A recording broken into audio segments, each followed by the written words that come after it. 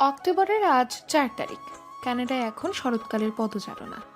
এই সময়ে কানাডা জুড়ে দেখা যায় বিভিন্ন জাতের ম্যাপেল গাছ। এই সময় ম্যাপেল গাছের পাতাগুলো বিভিন্ন রং ধারণ করে। আকাশে ওড়ে সাদা মেঘের ভেলা। গাংচিলের কিচিরমিচিরে মন তুলতে থাকে। বিরাট এক আলসেমি ভাব নিয়ে কফিতে চুমুক দিয়ে চারিপাশে তাকায়। তীক্ষ্ণ দৃষ্টিতে ক্যান্টিনের চারিদিকে তাকিয়ে দৃষ্টি দিয়ে সামনে। সাথে সাথে বিরক্তি এসে ভর করে। সামনে বসে নীরব তার নিউ গার্লফ্রেন্ড আদ্রিনার সাথে প্রেম আলাপে ব্যস্ত। আদ্রাফ হাই তোলার ভঙ্গি করে বইয়ের মাঝে মুখ ডুবিয়ে রেখেছে। গলা ছেড়ে আদ্রাফকে উদ্দেশ্য করে বলি, ঘুম আসছে তো ঘুমা, এমন করলে পড়া মনে থাকবে? এমন ভাব দেখাস যেন বিদ্যাসাগরটা একটা তুই একেবারেই ছিনিয়ে নিবি। হাহ। মুখ বাঁকিয়ে অন্যদিকে তাকাই। তার আগে দৃশ্যমান হয় আদ্রাফের অসন্তুষ্ট চেহারা। কানে ভেসে আসে সিরিয়াস কণ্ঠস্বর। আদ্রাফ বলল, দেখ দুল, তুই পড়ার হলে পড়, নয়তো আমাকে ডিস্টার্ব করা বন্ধ কর। ঝাঁঝালো কণ্ঠে আদ্রাফকে কিছু বলতে দিব, তৎক্ষণাৎ ফোনে টুং করে মেসেজ আসার শব্দ হয়। আর চোখে টেবিলে পড়ে থাকা ফোনের দিকে তাকাতেই খেয়াল হয় পূর্ব নামটি। হাতে ফোন নিয়ে মেসেজ চেক করে দেখি তিনি বলেছেন, জলদি নিচে আয়, ওয়েট করছি। ফোন ব্যাগে ঢুকিয়ে রেখে দাঁড়াতে দাঁড়াতে আদ্রাফকে উদ্দেশ্য করে বলি, কাল মেডিকেলে এসে তোর খবর নেব দেখিস, অসভ্য। আদ্রাফ টিটকিরি মেরে বলল, যা যা যা, আসিস, ভয় পাই তোকে। আসছে। লিফট দিয়ে নেমে দ্রুত নিচে চলে যায়। কানাডা এসেছে আজ 2 দিন। এসে মেডিকেলের পড়ার চাপে নাজেহাল অবস্থা। আজ আফসোস হচ্ছে, কেন মেডিকেলে পড়লাম? লাস্ট পর্যন্ত টিকবো তো? এই ভয়টা যখনই আমার মাথায় চেপে বসে, পূর্ব খুব সুন্দর মতো আমায় বুঝিয়ে সাহস যোগায়। একটা জিনিস মাঝে মধ্যে অবিশ্বাস্যকর লাগে আমার কাছে, পূর্ব কি আসলেই আমার একান্ত ব্যক্তিগত সম্পদ? এতটা গুণসম্পন্ন হাজব্যান্ড পাওয়ার সৌভাগ্য আদৌ আমি নিয়ে জন্মেছি? প্রতি ধাপে সঠিক দায়িত্ব পালন করে তিনি। কেয়ারিং হাজবেন্ড, পারফেক্ট একজন প্রেমিক পুরুষ, টিচার, অতঃপর আমায় বোঝার ক্ষমতা। এই জ্ঞানটা সম্পূর্ণ আছে তার, আমি নিশ্চিত। তিনি আমায় আমার থেকে কয়েক ধাপ বেশি বুঝতে এবং অনুভব করতে পারেন। ভাবনার মাঝেই গেট পেরিয়ে বের হয়ে আসি। পূর্ব তার কালো গাড়িটার সামনে দাঁড়িয়ে। এখানে এসেও সে কালো গাড়ি কিনেছেন। মুখে মাস্ক, মাথায় ক্যাপ, চোখে সানগ্লাস। প্যান্টের পকেটে হাত ঢুকিয়ে গাড়ির দরজায় হেলান দিয়ে দাঁড়িয়ে আছেন তিনি। হঠাৎ হাসি পেল তার এই লুক দেখে। যদিও এটা সম্পূর্ণ ক্রেডিট আমার, কেননা তিনি প্রায় সময় ফিটফাট হয়ে চলেন। এতে করে এখানে আসলে বেশিরভাগ মেয়েরা তার দিকে গভীর দৃষ্টি দিয়ে তাকিয়ে থাকেন, যা একজন স্ত্রীর তরফ থেকে অসহ্যকর। তাই তাকে বলা এভাবে চলতে। অদ্ভুত ব্যাপার, তিনি টু শব্দও করেননি বা জানতে চাননি এভাবে কেন চলাফেরা করব। লম্বা লম্বা পা ফেলে পূর্বের কাছে গিয়ে দাঁড়াই। নরম কণ্ঠে জিজ্ঞেস করি, কখন এসেছেন? পূর্ব নিজের হাতে থাকা ব্ল্যাক ওয়াচটার দিকে তাকায়। অতঃপর মাথা তুলে তিনি বললেন, 17 মিনিট। তাহলে মাত্র মেসেজ দিলেন কেন? আসার সাথে সাথেই তো দিলে হতো। তীক্ষ্ণ দৃষ্টি দিয়ে পূর্বকে জিজ্ঞেস করি, ফোন এসেছিল, কথা বলতে বলতেই 14 মিনিট পার। ও। ছোট্ট করে জবাব দিয়ে আমি গাড়িতে উঠে বসি। পূর্ব ঘুরে এসে বসে পড়লেন ড্রাইভিং সিটে। আমি নিজের সিট বেল্ট বেঁধে সোজা হয়ে বসতেই টের পাই নিজের গাঢ় উষ্ণ ছোঁয়া অনুভব করলাম যেন। চটজলদি ডানে তাকিয়ে দেখি পূর্ব আমার অতি সন্নিকটে। সরে যেতে নিলেই তিনি তার দুহাত আমার কোমরে রেখে গালে ছোট ছোট চুমু এঁকে দিতে থাকেন। আমি চোখ মুখ কুচকে বলি, পূর্ব, কি করছেন? ছাড়ুন। পূর্ব তার ঠোঁট আমার গালে বিদ্যমান রেখে ফিসফিস করে বললেন, ইস, ডোন্ট ডিস্টার্ব মি। বলতে বলতেই ব্যস্ত হয়ে গেলেন তিনি আমার গালে নিজের অধরে ছোঁয়া দিতে। দুহাত দিয়ে তার বুকে ধাক্কা দিলে তিনি আমার হাত দুটো পিছিয়ে মুড়ে কোমর চেপে ধরেন। 5 মিনিট অতিবাহিত হয়ে গেলে কপালে শক্ত করে একটা চুমু খেয়ে পূর্ব খানিকটা দূরে সরে বসলেন। তবে অতটাও দূরে নয়। তার ভারী নিঃশ্বাস এখনো আমার গালে আছড়ে পড়ছে। চোখ মুখ কুচকে তাকিয়ে আছি তার দিকে। পূর্ব অতি নিম্ন কণ্ঠে নেশালো কণ্ঠে বললেন, কতটা লং টাইম আমায় তোর থেকে দূরে থাকতে হয়? এই পুরোটা সময় পাগলের মতো ছটফট করি। কখন তোর স্নিগ্ধময় চেহারা একবার দেখবো, গোলাপের পাপড়ির মতো ঠোঁটে উষ্ণ ছোঁয়া দিব।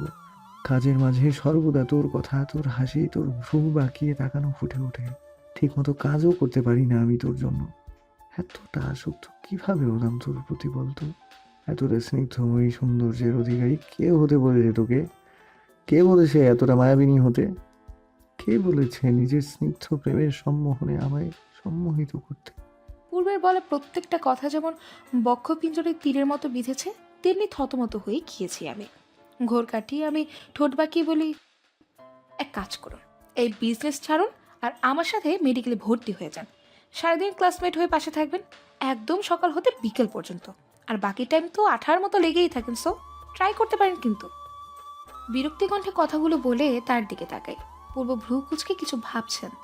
একসময় তিনি চিন্তিত কণ্ঠে বললেন, ঠিক বলেছিস, ট্রাই করা যায়।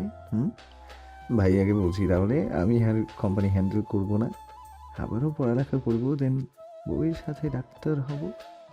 পূর্বের বলা কথায় কিছুক্ষণ তার দিকে গোল গোল চোখে তাকিয়ে থেকে ফিক করে হেসে দিই। হাস্যরত অবস্থাতেই বলি, পাগল একটা।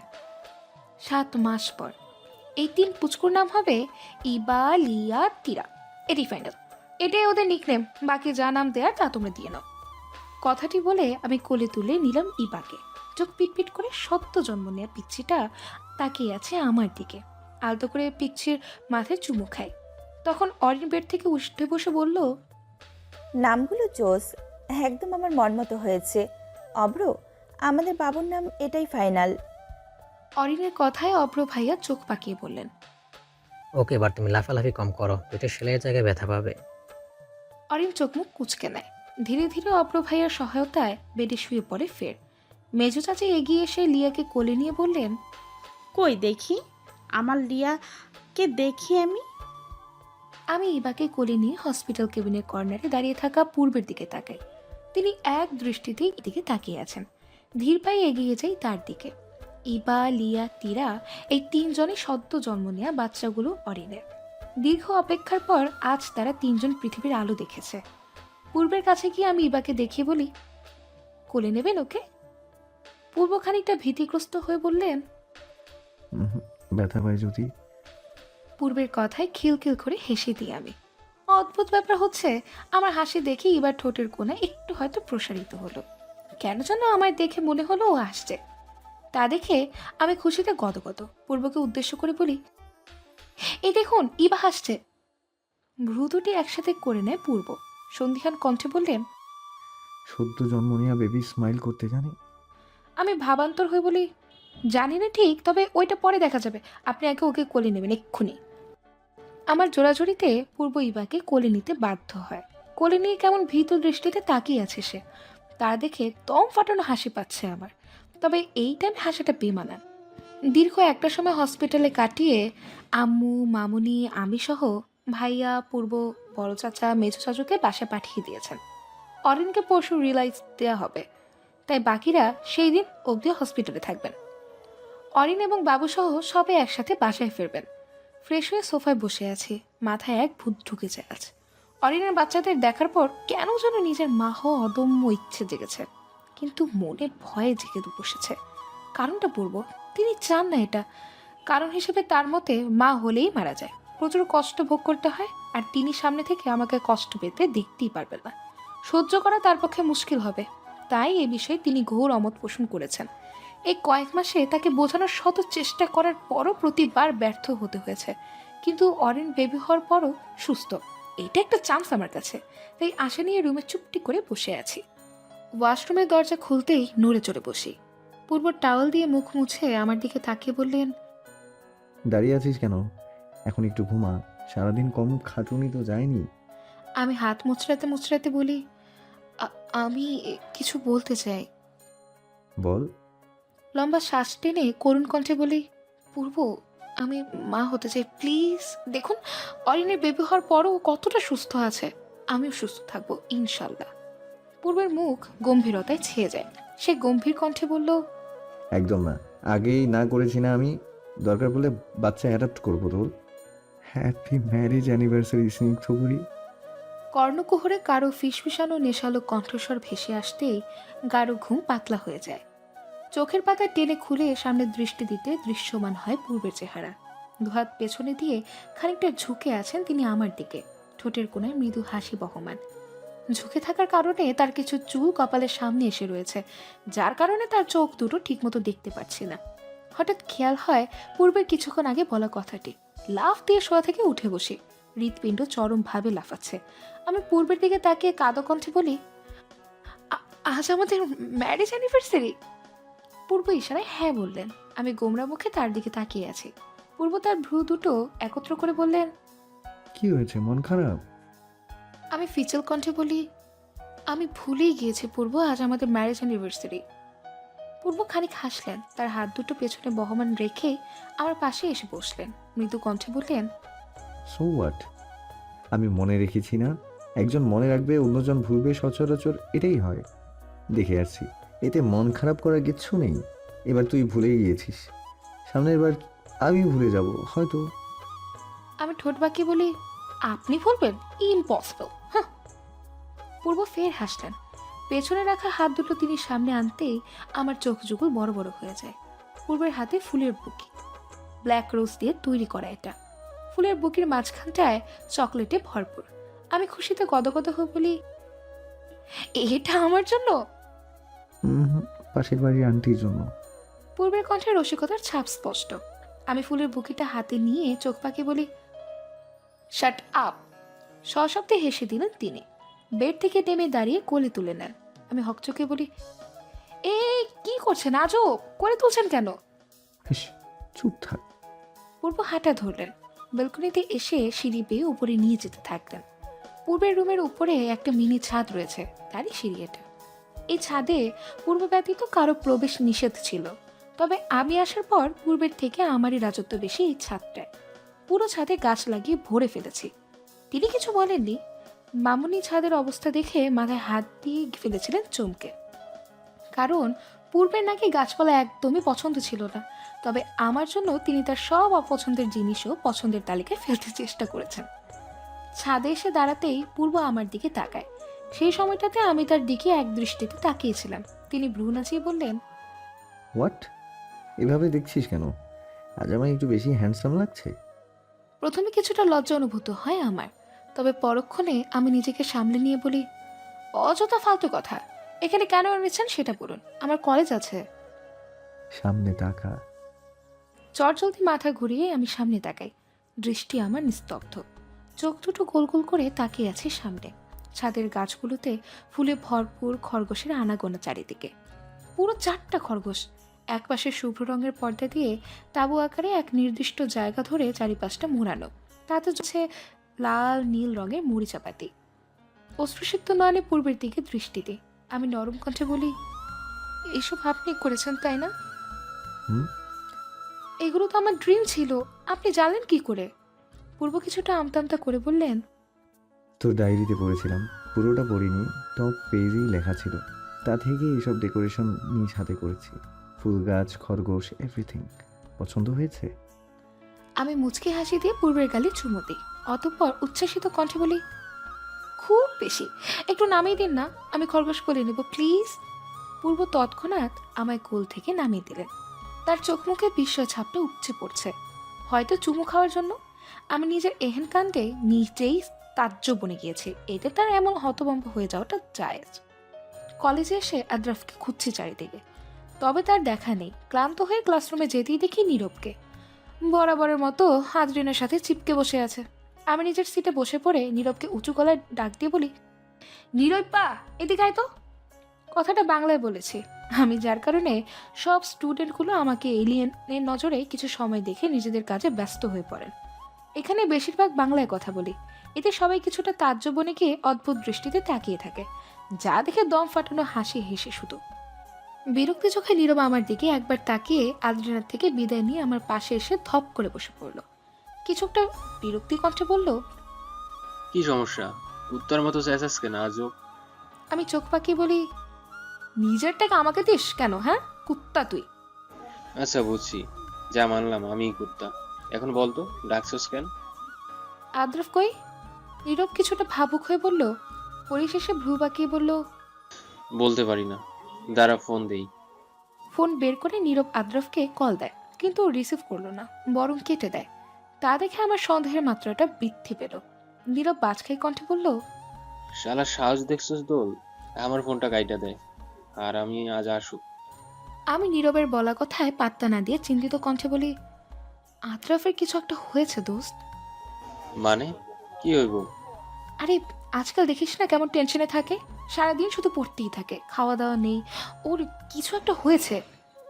আমার চিন্তিত কণ্ঠস্বর শুনে নীরবের চেহারাতেও চিন্তার ভাবটা দেখা যায়।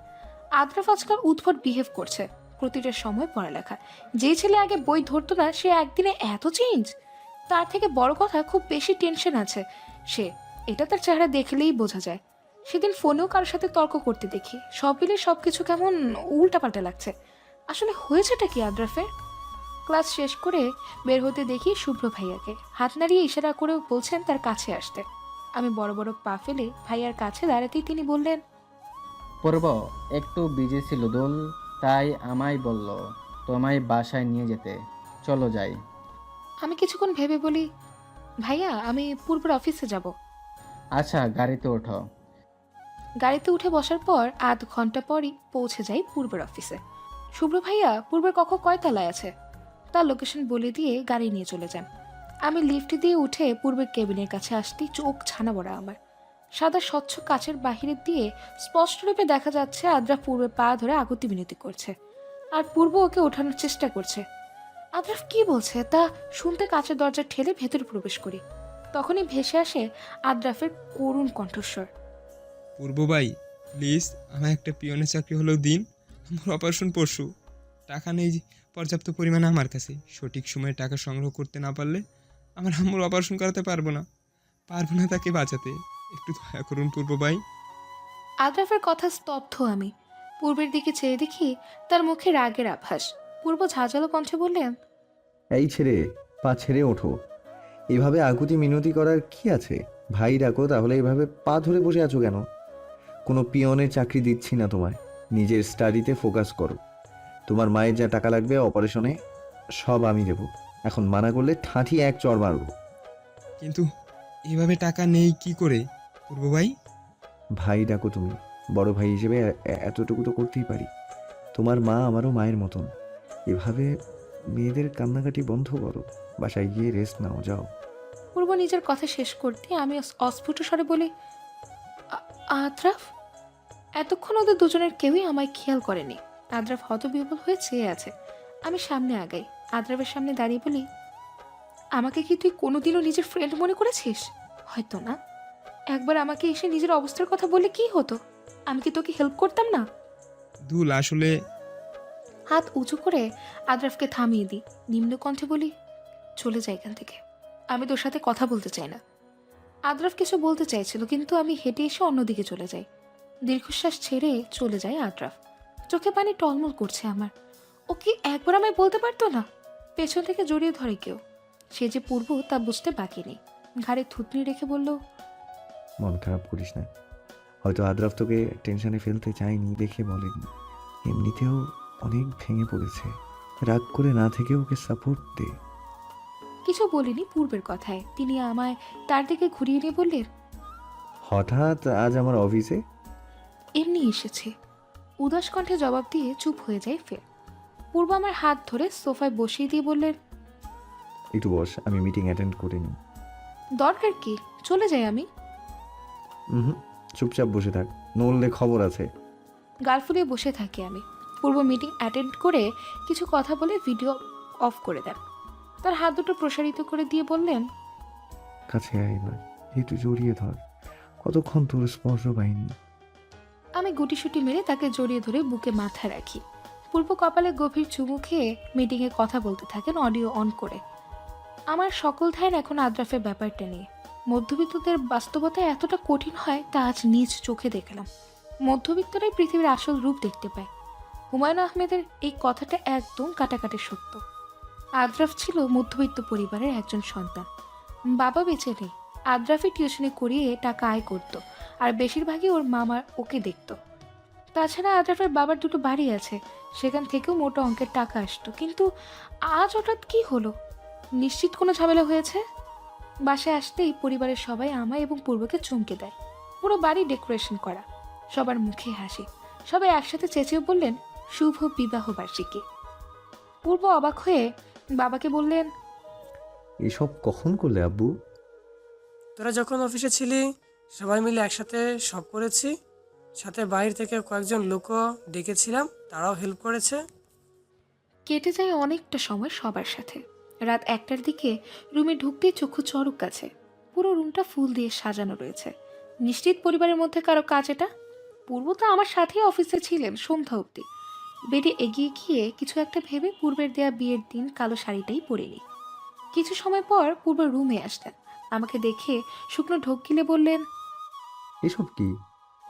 আমি স্মিত হেসে বলি, রুমের ব্যাপারটা জানা নেই, বাট শাড়ির পরের প্ল্যানটা আমার। কিছুটা এগিয়ে গিয়ে পূর্বের দুই কাঁধে হাত রেখে নরম কণ্ঠে বলি, প্লিজ পূর্ব, কিছু চাই আপনার কাছে, একটা বাবু শুধু।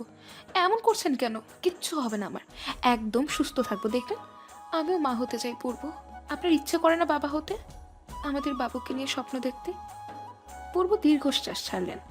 তার দুহাত আমার কোমরে রেখে কপালে কপাল ঠেকিয়ে বললেন, যা তোর ইচ্ছে, অ্যাকসেপ্টেড।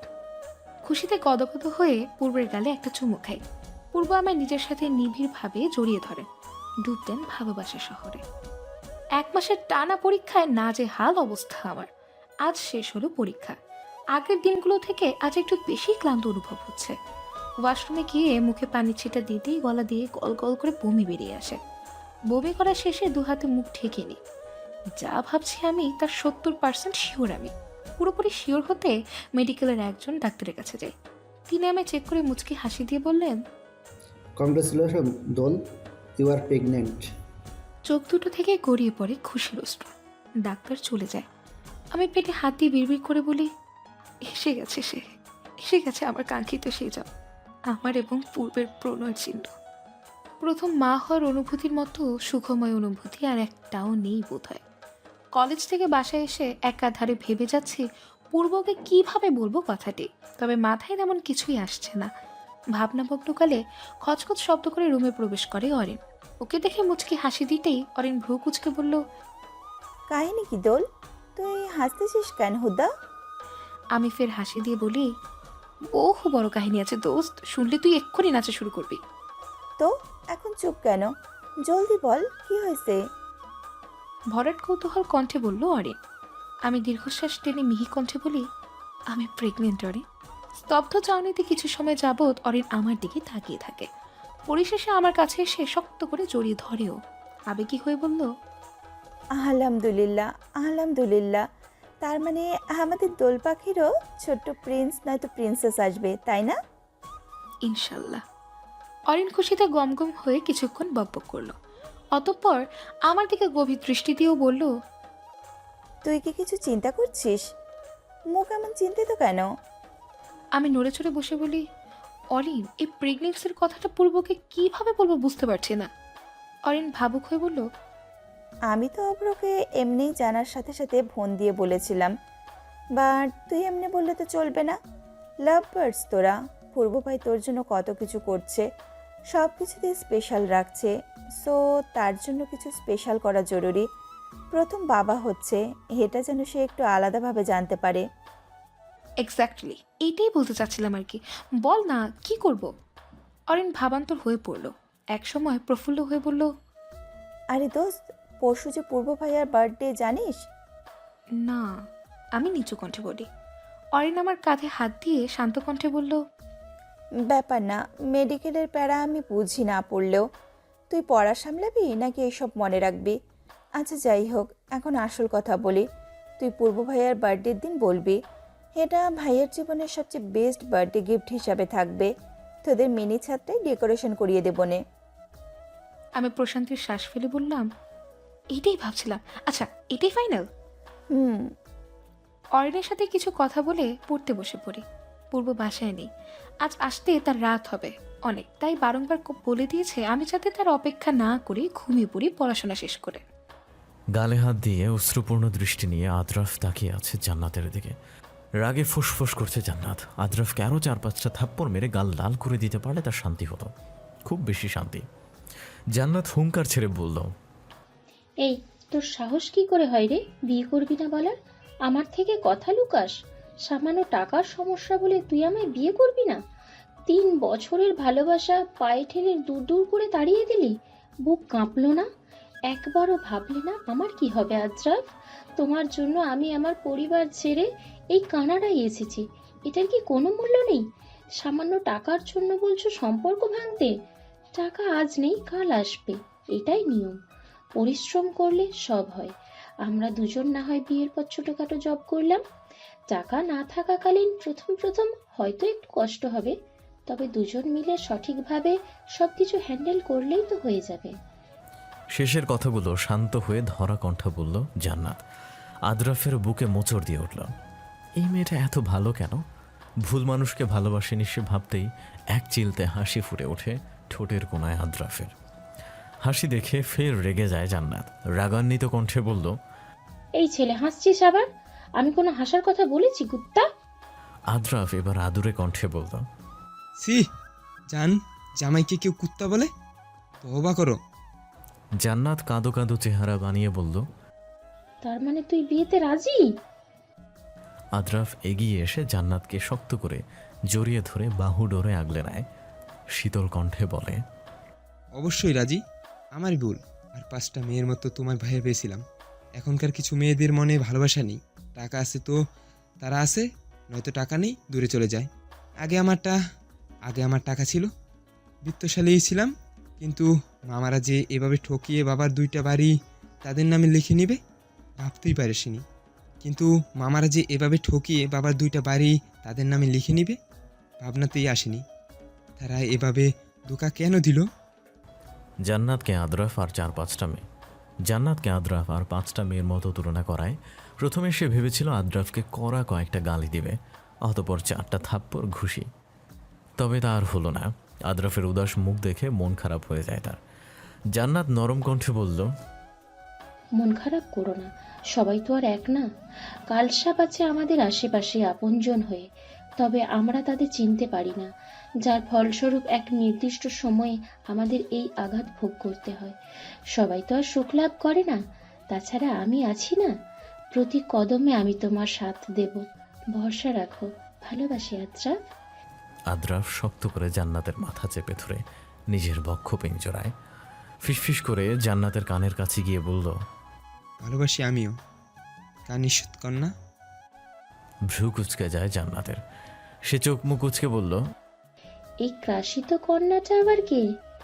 কেন তুমি কেমনে কি? দিনে যেই পরিমাণে ক্রাশ খাও সেই অনুসারে এই নামটা তোমার জন্য একদম ফিট।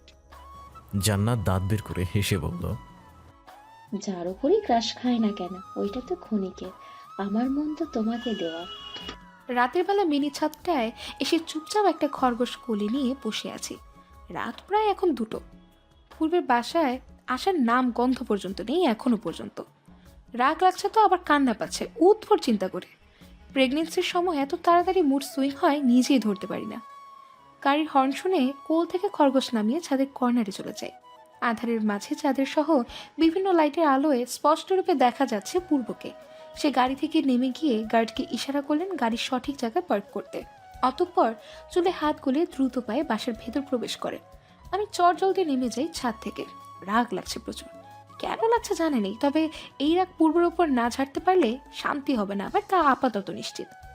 রুমে এসে লাইট না জ্বালিয়ে কাউচে পা তুলে বসে রইলাম। একগুচ্ছ চুল পড়ে রয়েছে মুখ সম্মুখে, তা পিছে ঠেলে দেওয়ার মতো ধৈর্য পর্যন্ত আমার নেই। পায়ের পদধ্বনির শব্দ খুব জোরালোভাবে শোনায়, বুঝতে বাকি নেই পূর্ব রুমের কাছেই। রুমে প্রবেশ করে নিঃশব্দে দরজা লাগিয়ে হাতের ব্লেজারটা সে সোফায় ছুঁড়ে মারে। বেডের কাছে এগিয়ে গিয়ে বেড খালি দেখে তিনি কিছুটা চিন্তিত হলেন মনে হলো। তৎক্ষণাৎ রুমের লাইটটা অন করে দিই আমি। পূর্ব পিছু ঘুরে তাকায় তৎক্ষণাৎ। তিনি ভরকে গিয়ে বললেন, ঘুমাসনি এখনো? আমি তড়িৎ বেগে এগিয়ে গিয়ে তার কলার চেপে ধরি। হতভম্ব হয়ে পূর্ব আমার দিকে তাকিয়ে আছেন। আমি রুড়ো কণ্ঠে বলি, এত রাতে কেন হলো আসতে? হ্যাঁ, কার সাথে পিস করছিলেন আপনি? পূর্ব হতবিবল হয়ে পড়ল। আমার কথার আগামাথা বুঝতে পারছে না, তাই তার চেহারার ভাব আমি বুঝিয়ে দিল। পূর্ব হতভম্ব হয়ে বললেন, কি বলছিস এসব? ইটিস পিটিস মানে কি? রাত হয়েছে বলেই তো দিয়েছিলাম, আজ মিটিং আছে, নতুন ডিলের ফাইনাল রেডি করার ছিল। ইটিস পিটিস মানে মেয়েদের সাথে প্রেম, বুঝলেন? আপনি খুব খারাপ হয়ে গিয়েছেন পূর্ব।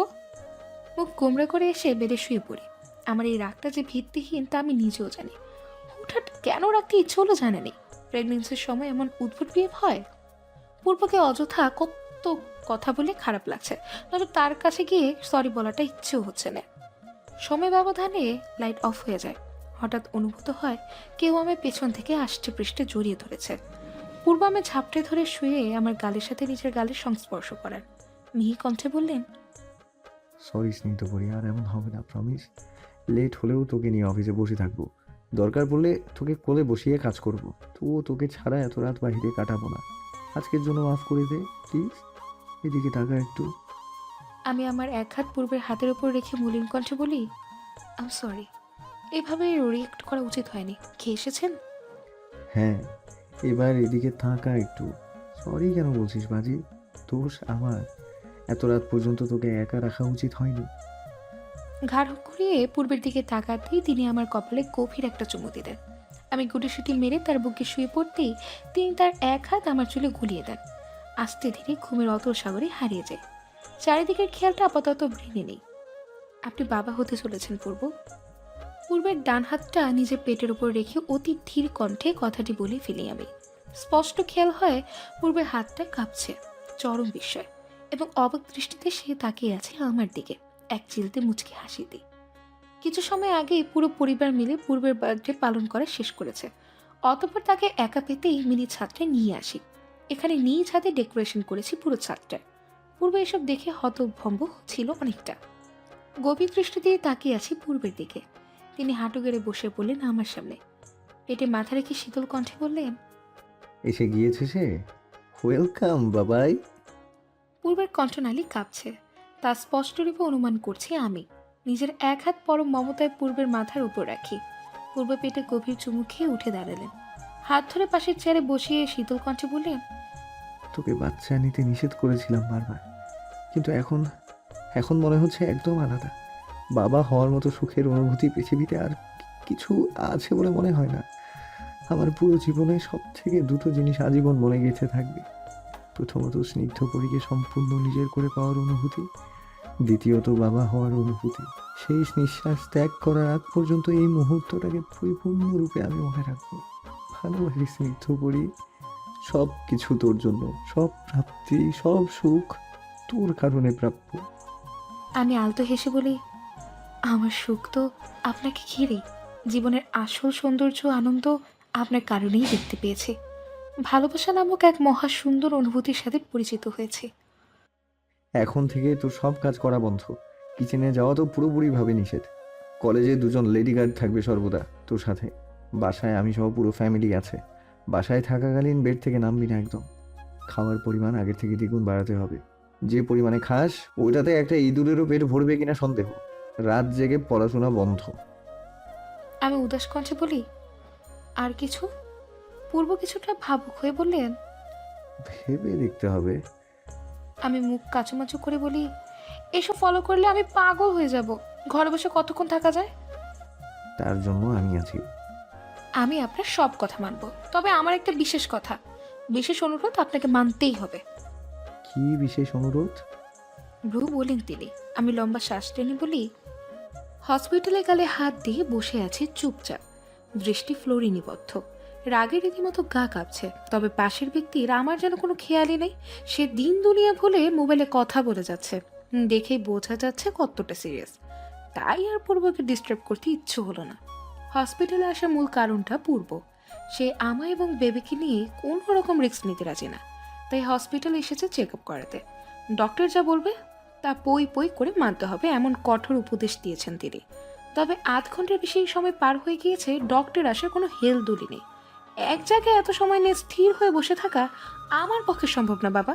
পাগল পাগল লাগে, অস্থির মনোভাব জন্মে মনে। ধৈর্যের বাঁধ ভেঙে পূর্বের হাতে চিমটি দিই। তিনি চট জলদি কান থেকে ইয়ারফোন খুলে ব্যস্ত ভঙ্গিতে বললেন, কি হয়েছে? কিছু বলবে? খারাপ লাগছে? পানি দিব? পূর্বের কথায় ঠোঁট উল্টেনি। কাল রাতে তাকে আমি এই বিশেষ অনুরোধটাই করেছিলাম, আমায় তুমি বলে সম্বোধন করতে হবে। হুটহাট মুড বলতে গিয়ে এমন ইচ্ছাটা আবার জেগেছে আমার। পূর্বের শার্টের কর্নার চেপে ধরে নরম কণ্ঠে বলি, পূর্ব প্লিজ চলুন বাসায় যাই। আমার এখানে বসে থাকতে আর ভালো লাগছে না। কতক্ষণ যাবৎ বসে রয়েছে, অস্থির অস্থির লাগছে।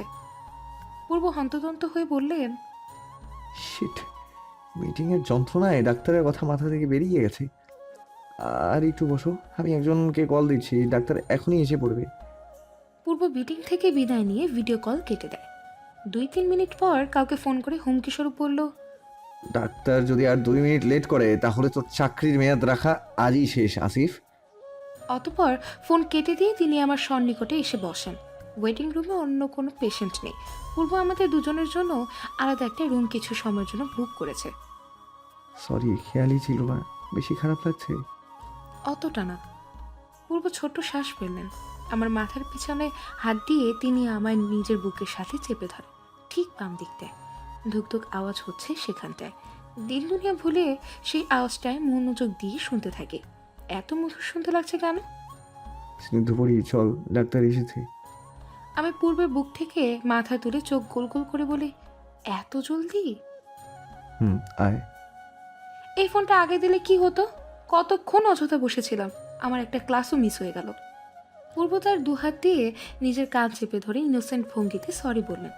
আমি তা দেখে গম্ভীর মুখ বানিয়ে বসে থাকলাম, ভেতরে ভেতরে হেসে লুটোপুটি খেয়েছি। সরি বলার মুহূর্তটায় তাকে দেখে মনে হচ্ছিল তিনি কোনো কারণে পড়া মার দিয়ে টিচারের কাছে সরি বলছেন। ডক্টরের থেকে একগাদা উপদেশ সাথে কিছু ভিটামিন ঔষধ নিয়ে বাসার উদ্দেশ্যে রওনা দিই। ক্লান্ত মাখা শরীর নিয়ে দুই চোখের পাতা কখন একত্র হয়ে গিয়েছে সেই খেয়ালটাই একদম আমার মাঝে নেই। যখন কড়া ঘুমটা পাতলা হতে শুরু করে তখন অনুভব হয় আমি শূন্যে ভাসছি। চোখ দুটো টেনে খুলে দৃশ্যমান হয় পূর্বের চেহারা, সে সামনের দিকে তাকিয়ে। আমি যে তার কোলে তা বুঝতে সময় লাগলো 2 সেকেন্ড। সামনে তাকাতে নিব, তখনই কানে ভেসে আসে আমার নীরবের কণ্ঠস্বর। তোর কি পা ভাঙছে দোল? পূর্ব ভাইয়ের কোলে উঠে এমন ঝুলতেছিস কেন? দৃষ্টি আবদ্ধ করি নীরবের ওপর। ওর পাশে অরিন, আদ্রাফ, অপ্র ভাইয়া আর জান্নাত বসে। জান্নাতকে দেখে কিছুটা অবাক চাহনিতে তাকিয়ে থাকি, তবে আপাতত আমার নীরবের কথার জবাব দিতে হবে। আমি গলা ছেড়ে বলি, চোখের যে সমস্যা আছে তা তো জানি, ডক্টর দেখাস না কেন? নিজেকে অন্ধ প্রমাণিত করতে ভালো লাগে? অন্ধ কইলি কেন আর আমি? তো আমি পূর্বে কোলে ঝুলছি কোথায়? হ্যাঁ, আজও ওই একই কথা। বেচারা আমার ভাই এত ভালোবাসে দেখে তোর এত কদর করে। অন্যজন হইলে ঠাস ঠাস থাপড় লাগাইতো। ঘাড় বাঁকিয়ে পূর্বের দিকে তাকাই, তার চাহনি স্বাভাবিক। আমি তাকাতেই তিনি ভ্রু নাচিয়ে জিজ্ঞেস করলেন, কি? আমি চিবিয়ে চিবিয়ে বলি, নামিয়ে দিন আমাকে এক্ষুনি। পূর্ব হেঁটে সামনে গিয়ে আমায় সোফায় নামিয়ে দেয়। অভ্র ভাইয়া বললেন, ডাক্তার কি বললো পূর্ব, সবকিছু ঠিক আছে? পূর্ব আমার দিকে কড়া দৃষ্টি দেয়। আমি অন্যদিকে তাকাই চটজলদি। পূর্ব বললেন, ডক্টর বলেছে পর্যাপ্ত পরিমাণ খাবার খাওয়া লাগবে, নয়তো দুর্বল হয়ে যাবে ও। কথার মাঝে এবার অরিন ফোরন কেটে বলল, পর্যাপ্ত পরিমাণ খাবার খাবে আর ও? Nice jokes. ওরে পিটাইয়ে খাওয়ানো লাগবে পূর্ব ভাই, নয়তো কিছুই মুখে তুলবে না। সপ্তাহে 1-2বার ভাত খায়। পূর্ব আর চোখে আমার দিকে তাকিয়ে বললেন, দরকার পড়লে সেটাই করব। দিন দিন বহু বাজি হয়ে যাচ্ছে। অভ্র ভাইয়া উঠে দাঁড়ালেন। টেবিল থেকে ল্যাপটপ তুলে নিয়ে বাসা থেকে বের হতে হতে বললেন, তাড়াতাড়ি ফ্রেশ হয়ে অফিসে আয়, আজ কাজ আছে অনেক। পূর্ব প্রথমে যেতে চাইছিলেন না মনে হলো, তবে অভ্র ভাইয়া তাড়া দেওয়ায় বাধ্য হয়। পূর্ব ওপরে চলে যায় ফ্রেশ হতে।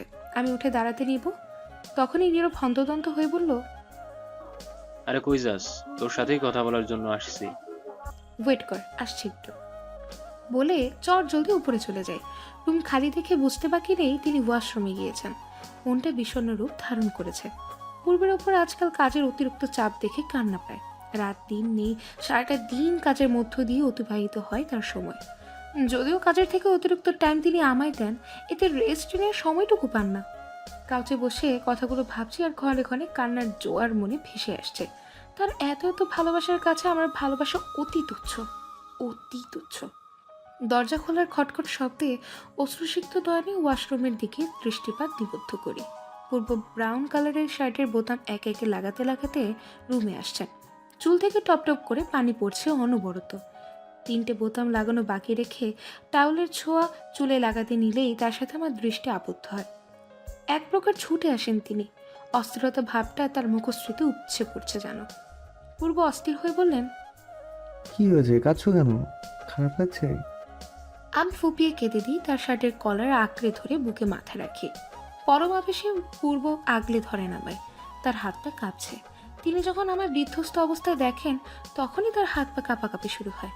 আমি ক্রন্দনরত কণ্ঠে বলি, আপনি পুরোটা দিন কত পরিশ্রম করেন। অফিস থেকে শুরু করে বাসা, পরিবার এবং আমি সবাইকে সামলাই। কখনো আপনার রেস্টের সময়টাও হয় না। খুব কষ্ট হয় তাই না? একজন স্ত্রী হয়েও আমি স্ত্রীর সঠিক দায়িত্ব পালন করতে পারিনি পূর্ব। I am sorry. পূর্ব নিবিড়ভাবে জড়িয়ে ধরলেন আমায়। ঘন কালো কেশে 2-3টে পরাপর চুমু খেয়ে শীতল কণ্ঠে বললেন, আমি কি কখনো বলেছি আমার কষ্ট হয়? হুম, বাট আমি বুঝতে পারি তো, একজন মানুষ এত দিকে হ্যান্ডেল করলে তার তো কষ্ট হওয়াটা স্বাভাবিক। তাছাড়া দিন শেষে আপনাকে আমার খেয়াল রাখতে হয়, বাবুর সাথে আরো বেশি সময় দিতে হয়। এতে আপনার কাজের চাপ আরো বেশি বেড়ে গিয়েছে। বাবু না নিলে ভালো হতো। পূর্ব মাথা নিচু করে ছোট্ট করে কপালে চুমু এঁকে দেন। অত্যন্ত মিহি কণ্ঠে বললেন, আমার একটুও কষ্ট হয় না স্নিগ্ধপুরী, একটুও না। আমি যা করি তা করা তো আমার দায়িত্ব। দায়িত্ব পালন করলে কেউ ক্লান্ত হয় না, কষ্ট পায় না। তাছাড়া পুরো দিনে কাজ শেষে যখন তোমার স্নিগ্ধ রূপ দেখি, তখন আমার সব ক্লান্তি ভ্যানিশ হয়ে যায়। যতটা সময় তোমার কেয়ার করি ততটা সময়ই আমার রেস্ট। তোমার কোমল কণ্ঠ আমায় আমার সকল ক্লান্তি থেকে দূর করে দেয়। শীতল চাহনি সর্বাঙ্গে এনে দেয় প্রশান্তি। মধুমাখা হাসি, স্পর্শ, ছোটোখাটো আবদার সব কিছুই আমার রেস্টের মাঝেই পড়ে। জানো, যখন আমি বাবা হব প্রথম জানতে পারি, তৎক্ষণাৎ ঠিক করে নিয়েছি আমি প্রত্যেকটা মুহূর্ত তোমার সাথে থাকবো। অনাগত জন আসার আগ মুহূর্তগুলো হৃদয় মহলের স্মৃতি হিসেবে রেখে দেব। মনোমুগ্ধকর হয়ে পূর্বের প্রত্যেকটা কথা মনে গেঁথে রেখে দিই। প্রতিটা কথা আমার কানে এখনো সুরেলা কণ্ঠে বেজে যাচ্ছে যেন। এই লোকটা এত কেন ভালোবাসে আমায়? পূর্বের শার্টের কলারটা খামচে ধরে নিচু কণ্ঠে বলি, ভালোবাসি। তীক্ষ্ণ চাহনি দিয়ে জান্নাত আর আদ্রাফের দিকে তাকিয়ে থাকি। মনে মনে ক্ষত বিক্ষত আমি, তবুও নিজেকে সামলে নিয়ে বলি, কতদিন ধরে তোদের দুজনের রিলেশন ছিল? জান্নাত গম গম সুরে বলল, 1.5 বছর। ছোট্ট করে জান্নাতকে জবাব দিয়ে আদ্রাফের দিকে চাহনি মেলে দিই। ওর চোখ মুখে অপরাধী ভাবটা উপচে পড়ছে। আমি তা দেখে তাচ্ছিলের হাসি দিই। তাচ্ছিল ভরা কণ্ঠে বলি, তা মিস্টার আয়ুষ মোহাম্মদ আদ্রাফ, এটা বললেও কি আমি টেনশনে থাকতাম? আর কি কি লুকিয়েছেন আমার থেকে? আদ্রাফ মাথা তুলে ধরা কণ্ঠে বলল, আপনি আপনি করে বলছিস কেন দুল? তো আর কি বলবো অপরিচিত মানুষকে? অপরিচিত? 10 বছরের ফ্যানশিপ আমাদের। আমি ফের তাচ্ছিলের কণ্ঠে বলি, তো এই 10 বছরে তোকে অন্ধের মতো বিশ্বাস করেছি, ছোট বড় সব কিছু শেয়ার করেছি, আর তুই কিনা তোর জীবনের সব থেকে জরুরি 2টি বিষয় আমি জানালি না। আসলে আমি দাঁড়িয়ে গিয়ে কাটকাট কণ্ঠে বলি, নো এক্সকিউজ, আমি তোর সাথে আর কথা বলতে চাই না, যোগাযোগ করবি না আমার সাথে আর। এক মুহূর্ত না দাঁড়িয়ে ওপরে চলে আসি। পেছন থেকে নীরব, অরিন সবাই ডাকছিল, তবে আমি 1 সেকেন্ডের জন্য দাঁড়াইনি। আদ্রাফ এমন কেন কেন করলো? নিজ জীবনের এত বড় 2টি বিষয় আমার জানালো না। কিসের এত সংকোচ, কিসের? রুমে বসে বই নিয়ে চুপচাপ ছিলাম। দৃষ্টি বইয়ের মাঝে থাকলেও পড়াতে মন নেই, আসছে না। টানা পড়ার ফলে মাথায় ঝিম ধরে আছে। ঘড়ির দিকে তাকিয়ে দেখি 12টা বেজে 10 মিনিট। পূর্ব এখনও আসেনি, এত দেরি হয়ে গেল। লোকটার কাজের চাপ আজকাল বড্ড বেশি। এসবের দীর্ঘ নিঃশ্বাস ত্যাগ করা ছাড়া আমার আর কিচ্ছু করার নেই। ফোন হাতে নিয়ে কিছুক্ষণ গুতুগুতি করে ছুঁড়ে মারি কাউচে। সোফা থেকে নেমে সিঁড়ি বেয়ে নিচে চলে আসি। বাসার সবাই এখনও জাগ্রত। বড় চাচু আর বাবা দুজনেই ড্রয়িং রুমে সোফায় বসে কথা বলছেন। মেজো চাচু পাশে বসে ল্যাপটপে টাইপিং করছেন। মামুনি, আম্মু, চাচিরা নিশ্চিত ইবালিয়া তিরাকে সামলাতে ব্যস্ত। মেইন ডোরের দিকে তাকাতেই দেখি পূর্ব আসছেন। আমায় দেখি মৃদু হাসি দেন। বড় চাচু সহ সবার সাথে টুকটাক কথা বিনিময় করে উপরে চলে আসলেন তিনি। আমায় বড় চাচু বা বাবা কেউ দেখেনি, তাদের উল্টো দিকে আমি। পূর্ব আমার কাছে এসে 2 বাহু টেনে ধরে কপালে গভীর চুমু খেলেন। আমার গালে আলতো হাত রেখে বললেন, বেশি লেট করে ফেলেছি? হুম, রাতে খেয়েছো? হ্যাঁ, মামুনি খাইয়ে দিয়ে গিয়েছিল। আপনি খেয়েছেন? হ্যাঁ, বাহিরে থেকে। রুমে চলো, সিঁড়িতে এভাবে কখনো দাঁড়িয়ে থাকবে না। আমি মাথা নাড়িয়ে উপরে যেতে নিতেই কর্ণপাত হয় বাবার কণ্ঠস্বর। পূর্ব আমি দুজন মুখ চাওয়াচাই করে নিচে নেমে যাই। দরজার দিকে দৃষ্টি দিতেই চোখ ছানা বড়া। সায়ন ভাইয়া বর বেশে দাঁড়ানো, তার পাশে বধূ বেশে দাঁড়িয়ে থাকা মেয়েটাকে দেখে চমকে গিয়ে চিৎকার দিই। ভীতিগ্রস্ত নয়নে চেয়ে আছি মেয়েটার দিকে। চটজলদি পূর্বের পিছে লুকিয়ে পড়ি। ভয়ে কাঁপছি প্রায় আমি। সায়ন ভাইয়ের পাশে দাঁড়িয়ে আছে আরিশা আপু, ভাইয়ের গার্লফ্রেন্ড, যিনি কিনা 1 বছর আগে মারা গিয়েছিলেন। কিন্তু আজ হঠাৎ ভাইয়ের পাশে তাকে বধূ বেশে দাঁড়িয়ে থাকতে দেখে ব্যাপারটা ঠিক হজম হলো না আমার। ভয়ে ছোটখাটো চিৎকার মেরে পূর্বের পিছে লুকিয়ে পড়বি। পূর্ব চট জলদি পিছে ঘুরে দাঁড়িয়ে আমায় আগলে নেন, চিন্তিত কণ্ঠে বললেন, কি হয়েছে? চিৎকার দিচ্ছ কেন? ভয় পাচ্ছ কেন? What happened? পূর্ব অস্থির হয়ে উঠলেন। তার কথার উত্তর দেওয়ার মতো ভাবান্তর আমার মাঝে নেই। আমি আরিশা আপুর দিকে তাকিয়ে আছি। মৃত মানুষ জীবিত হয় কি করে? How can it possible? Arisha আপু এগিয়ে আসলেন। আমি পূর্বের শার্টের শেষাংশ চেপে ধরে তার সাথে মিশে দাঁড়াই। আপু এগিয়ে এসে আমাদের দুজনের সামনে দাঁড়িয়ে আলতো হেসে বললেন, তোলা আমাকে দেখে ভয় পাচ্ছে। ভ্রুযুগল কুঁচকে যায় পূর্বের।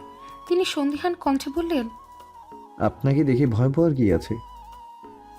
কারণ আমি মারা গিয়েছি এটা জানে তোলা। আচমকা আমার সামনে দেখে ভয় পাচ্ছে হয়তো। তাছাড়া প্রেগনেন্সির টাইমে সব কিছুই একটু অতিরিক্ত হয়, ভয়, রাগ, কৌতূহল, তবে হরমোন ভেদে। মাথা তুলে নিই পূর্বের বক্ষপিঞ্জর থেকে। তার দিকে চেয়ে দেখি শত কৌতূহলের ছাপ এটে সেটে আছে পূর্বের মুখশ্রীতে।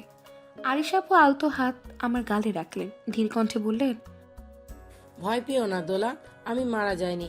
আব্বু আম্মু মিথ্যা কথা বলেছে তোমাদের। রিজনটা ছিল তারা চায়নি আমি সায়ানকে বিয়ে করি, ওর সাথে কোনো সম্পর্ক রাখি। আব্বু আম্মু সায়ানকে পছন্দ ছিল না, কিন্তু আমি তো ভালোবাসতাম সায়ানকে, মানিনি তাদের কথা। তাই তারা আমায় নিয়ে সিলেটে চলে যান। যার আগে এমন একটা নাটক সাজিয়ে রেখে যান যাতে সবাই মনে করে আমি মারা গিয়েছিলাম, আর সবাই তা মনেও করেছে। সিলেটে আমার আব্বু আম্মু ঘর থেকে বের হতে দিত না। আস্তে আস্তে আমার পাগলামির আচরণ বেড়ে যায়। আমি সায়ানের ফ্রেন্ড আরমান ভাইয়ের থেকে ঠিকানা জোগাড় করে কাজিনের সাহায্য নিয়ে কানাডায় আসি। তারপরে এই বিয়ে। আমার কাজিন এখানেই থাকতো, তাই আসা সম্ভব হয়েছিল। আরিশা আপুর গলা ধরে এসেছে। তিনি যে কান্না দমন করার প্রয়াস চালাচ্ছে তা স্পষ্টত বুঝতে পারছি। ভাইয়া এগিয়ে আসে। আরিশা আপুর এক হাত সবার অগোচরে আঁকড়ে ধরে ইশারায় কাঁদতে নিষেধ করে। আমি পূর্বের থেকে কিছুটা দূরে সরে দাঁড়িয়ে আরিশা আপুকে বলি, বাসা থেকে পালিয়ে এসেছো আপু? আরিশা আপু মাথা নাড়িয়ে আমার কথার সাথে সম্মতি জানায়। তৎক্ষণাৎ আম্মুর গম্ভীর কণ্ঠস্বর কানে এসে বাড়ি খায় আবার। আম্মু বলল, যাই করুক তোমার বাবা মা, আরিশা এর জন্য বাড়ি থেকে পালিয়ে আসবে তুমি? বাবা মা যা করে ভালোর জন্যই করে।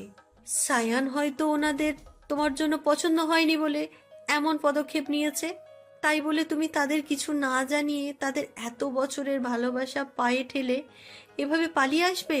সায়ান আর তোমার সংসারে কখনো সুখ আসবে না যতক্ষণ পর্যন্ত তুমি তোমার মা বাবার থেকে মাপ না চাচ্ছ, তারা তোমাদের দুজনকে দোয়া না দিচ্ছেন। আম্মুর মুখে থমথমে ভাব। সে যে এই বিয়েটা মানতে পারছে না তা একদম শিওর আমি। ভাইয়া বলল, আম্মু ও এখন বাংলাদেশে কিভাবে যাবে? ওখানে গেলে ওর বাবা মা আবার কোনো নতুন নাটক করবে। আমি আরিশাকে কোথাও যেতে দেব না। যা করার করুক, তবুও আরিশাকে ফিরে যেতে হবে সায়ান।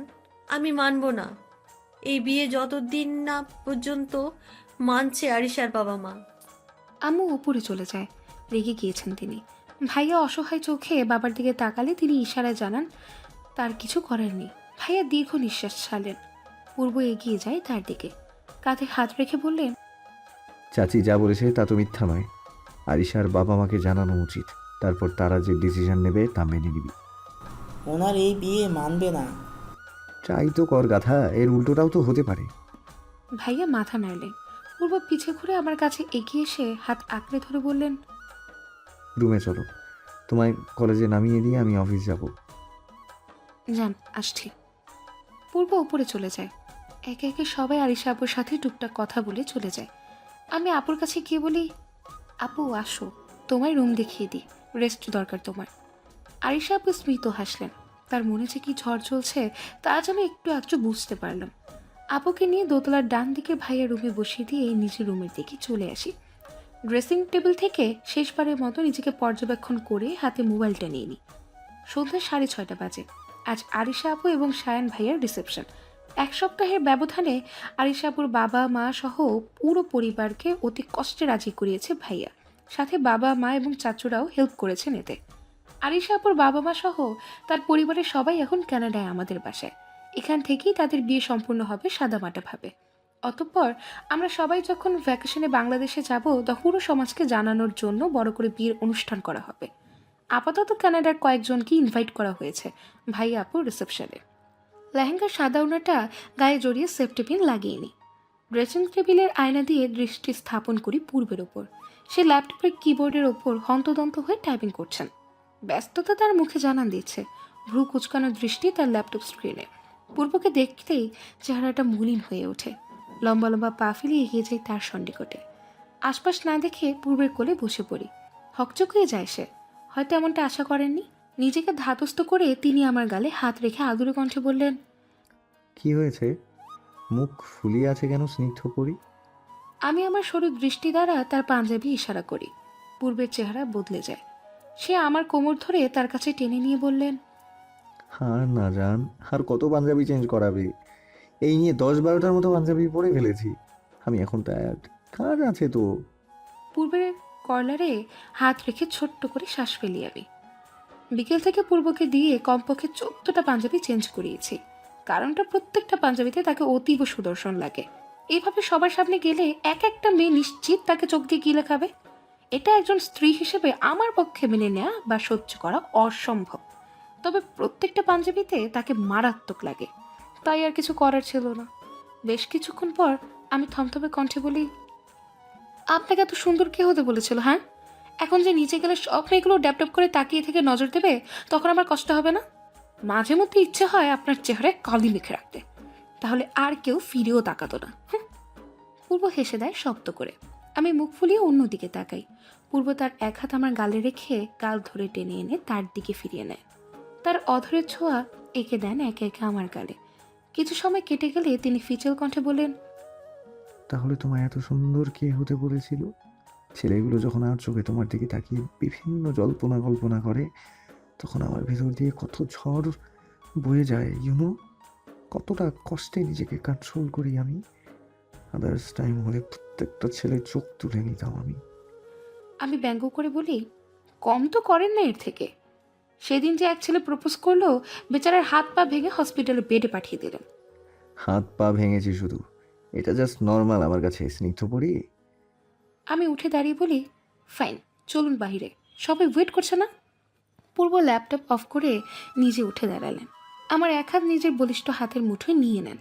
খানিকটা ঝুঁকে ফিসফিস করে কানের কাছে কিছু বলাতে আমি লজ্জায় লাল নীল হয়ে যাই। হাত দিয়ে তাকে ঠেলে দূরে সরিয়ে বলি, অসভ্য, অশ্লীল লোক। পূর্ব ফিক করে হেসে দেন। আমার হাত ধরে বেরিয়ে যেতে যেতে বলেন, দেখো স্নিগ্ধ পড়ি, জাস্ট তোমার জেদের কারণে এই ফাংশনে তোমায় যেতে দিচ্ছি। ভুলেও আমার চোখের আড়াল হওয়ার চেষ্টা করবে না, বেশি ছটফট লাফালাফি করবে না।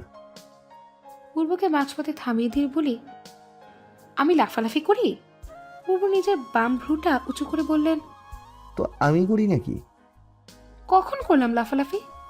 ফ্রেন্ড সার্কেলের সাথে থাকলে তো পুরো দুনিয়া ভুলে যাও, তখন লাফালাফি কেন, নাচানাচিও শুরু করো। কানাডায় যখন প্রথম আসি, তার 2 দিন পরে ছাদে উঠে অরিনের সাথে নাচানাচি কে করেছিল? আমি লজ্জার সাগরে ডুবতেই আপাতত। ইস, লোকটা দেখে ফেলেছে। ছি, কি লজ্জা। বৃষ্টি ছিল হালকা সেদিন, তাই তো একটু লাফালাফি করা, তার জন্য এভাবে লজ্জা দিতে হবে? বদলোক। মনে মনে আমাকে বকা দেওয়া শেষ? তাহলে থামো এবার। আমি কিন্তু তোমায় লজ্জা দিচ্ছি না। সেদিন যেভাবে নেচেছিলে আমার সামনে, তো একদিনও করনি। এবার মনে থাকবে কি বলেছি? নিচে গিয়ে চুপচাপ বসে থাকবে।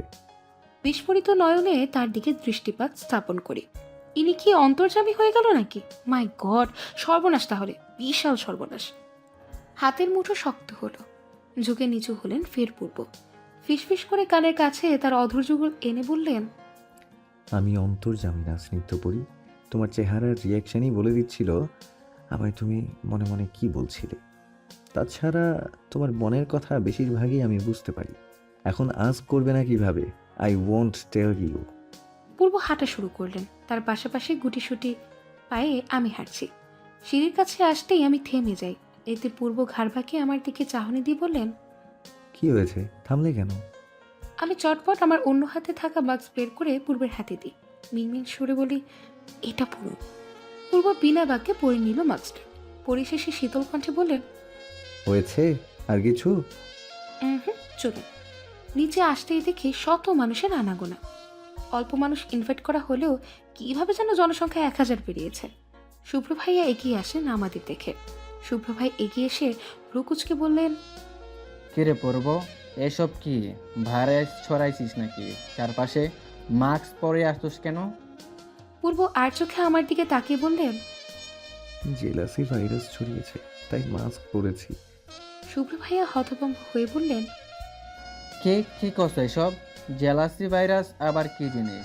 পাগল হয়ে গেছো? পূর্ব জবাব দিতে নেবেন তৎক্ষণাৎ আমি আম্মুর কাছে যাব বলে কেটে পড়ি তাদের দুজনের মধ্য হতে। Jealousy virus, like seriously? হাসি পাচ্ছে প্রচুর, তবে আশেপাশে মানুষ অনেক।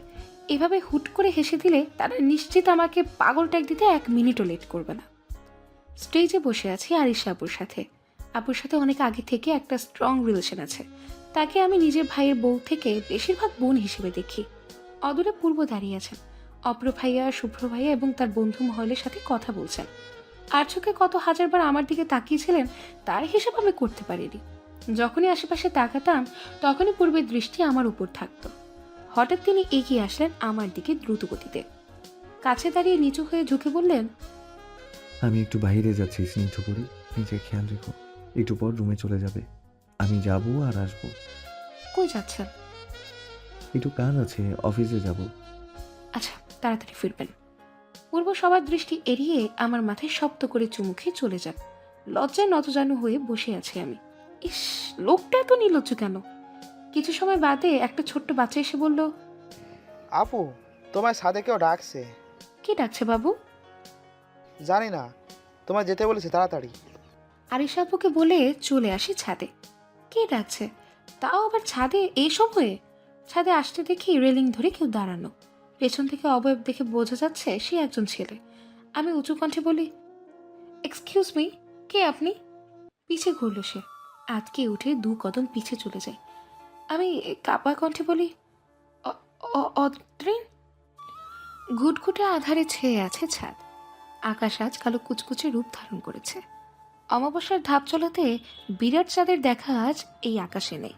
ছাদের কৃত্রিম আলোর মধ্য দিয়ে অদ্রিনের হিংস্র চাহনি স্পষ্ট রূপে ফুটে উঠেছে। চোখ দুটো রক্তিম বর্ণের। শুকনো ঢোক গিলে গলা ভেজানোর প্রয়াস চালাতে ব্যর্থ হই আমি। অদ্রিনের চাহনি দেখে যা বোঝার বুঝে নেই আমি। চটজলদি ছাদ থেকে নেমে যাওয়ার জন্য পিছু ঘুরে দরজায় হাত দিতেই স্তব্ধতা ঘিরে ধরে আমায়। দরজা বাহির থেকে বন্ধ করা। চোখ দুটোতে তৎক্ষণাৎ পানি এসে জমেছে।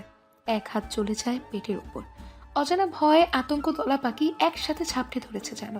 হাতে হ্যাচকা টান অনুভূত হওয়ায় পিছু ঘুরি। অদ্রিন সন্নিকটে দাঁড়িয়ে দাঁত কিরমির করে বলল, কই যাস? আজ আর ছাড়ছি না। বাজখাই গলায় অদ্রিনের অশ্রাব্য কথা শুনে রাগ উঠল যেন। যেই হাতটা অদ্রিন চেপে ধরেছিল সেটা ঝাড়া মেরে ছাড়িয়ে নিয়ে কাটকাট কণ্ঠে বলি, ভদ্র ভাষায় কথা বলুন। আপনি এখানে কি করছেন? জেলে থাকার কথা তো আপনার, নাকি জেল থেকে পালিয়েছেন? অদ্রিন ফোঁস করে বলল, এই অদ্রিনকে জেলে পাঠানো এত সোজা না। এতদিন বিন্দাস ছিলাম নিজের বাসায়। পুলিশের বাপও আমায় জেলে পাঠাতে পারেনি। তবে যাব, জেলে নয়, দরকার পড়লে মরে যাব। তার আগে তোকে শাস্তি দিয়ে যাব। আমার বাবা দাদুদের হত্যা করেছে তোর দাদু, আমার ভাইদেরকে জেলে পাঠিয়েছে তোর স্বামী। এই সব কিছুর শাস্তি তোকে পেতে হবে। অদ্রিন থামে। তার ছেলে হাসি দিয়ে এসে বলল, তোকে সহ তোর বাচ্চাকেও মারব। তোর স্বামী এতেই ছটফট করে মারা যাবে। বাকি পরিবারের সদস্য এমনিতেই তোদের শোকে আধমরা হয়ে যাবে, বেঁচে থেকেও মৃত। এর থেকে বেস্ট শাস্তি আর কিছুই হতে পারে না। অদ্রিন বাঁকা হাসে। তরতর করে কপাল বেয়ে ঘাম ছুটছে আমার। বাহিরে থাকা সাহসটা এখন ভেতরে ভীত ভাবটার সাথে এটে সেটে গিয়েছে। আমি কাপা কণ্ঠে বলি, এই নিষ্পাপ বাচ্চাকে কেন মারবেন? ওর কি দোষ? ও তো দুনিয়ার আলো পর্যন্ত দেখেনি। আল্লাহর দোহাই লাগে, আমার বাচ্চাটাকে মারবেন না। এই তো, এই করুণ অবস্থায় তো দেখতে চেয়েছিলাম আমি। বাট এতটুকু অনুরোধে তো আর আমি আমার কথা ভেঙে ফেলতে পারবো না। আমি যা বলি তাই করি। অদ্রিন কয়েক কদম এগিয়ে এসে পায়ে সজোরে আঘাত করে, যার ফলস্বরূপ মুখ থুবড়ে মাটিতে পড়ে যায়। কিছু বোঝে ওঠার আগেই পেটে অনুভূত হয় তীব্র ব্যথা। চিৎকার দিয়ে পেটের দিকে তাকাতেই দেখি অদ্রিন লাথি দিয়েছে। ব্যথায় ছটফট করার সময় কিছু বলার প্রয়াস চালাতেই এলোপাতাড়ি লাথি দেয় অদ্রিন। অতঃপর চারিদিকে অন্ধকার। মস্তিষ্কের সচল নিউরন অচলে ঢলে পড়েছে। গড়গড় করে রক্তবমি করার পর চোখ দুটো বন্ধ হয়ে যায়। তারপর ঠিক কি হয়েছিল জানেনি, তবে জ্ঞান হারানোর আগে এটা নিশ্চিত ছিলাম অদ্রিন আমায় বাঁচিয়ে রাখবে না। আর আমার বেঁচে থাকার ইচ্ছেটাও মরে গেছে তখন, যখন পেটে লাথি পড়েছিল প্রথমবার। ফিনাইলের কটুগন্ধ নাকে এসে বাড়ি খায়, পেটে চিনচিন ব্যথা। আঠার মতো একসাথে লেগে থাকা চোখ দুটোকে টেনে খুলে চারিদিকে দৃষ্টিপাত স্থাপন করি। এটা হসপিটালের কেবিন, তা বুঝতে 2 সেকেন্ড লাগে। আমি বেঁচে আছি?